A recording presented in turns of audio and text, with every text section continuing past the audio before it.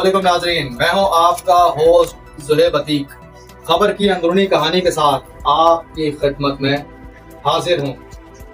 کراچی کے علاقے district Malir city تھانے کی حدود میں جعفر طیار سوسائٹی میں لوٹ مار کے دوران ڈاکوؤں کی فائرنگ سے خاتون جاں بحق ہو گئی، جبکہ موقع پر موجود شہری کی فائرنگ سے ایک ڈاکو بھی مارا گیا۔ پولیس کا کہنا ہے کہ ابتدائی اطلاع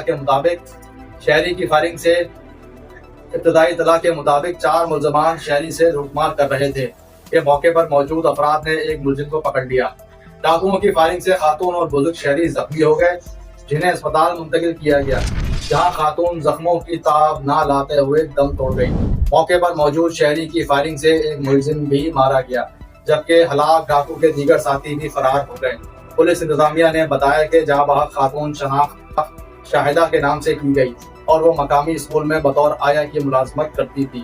حکام کے مطابق واقعے کے وقت خاتون وہاں سے گزر رہی تھی تو گولی کا نشانہ بنی اور قریبی آبادی کی رہائشی ہے۔ اور واضح رہے کہ رواں سال ڈاکوؤں کے ہاتھوں قتل ہونے والے شہریوں کی تعداد 63 ہو گئی ہے، جبکہ وزیر داخلہ سندھ ضیاء الحسن نجار کے مطابق جس تھانے کی حدود میں ڈکیتی مزاحمت پر شہری کا قتل ہوگا، اس تھانے کے ایس ایچ او کو فوری سسپینڈ کرتے ہوئے اس کے خلاف سخت سے سخت ناکمانہ کارروائی عمل میں لاتے ہوئے اسے کالے پانی کی سزا سنائی جائے گی۔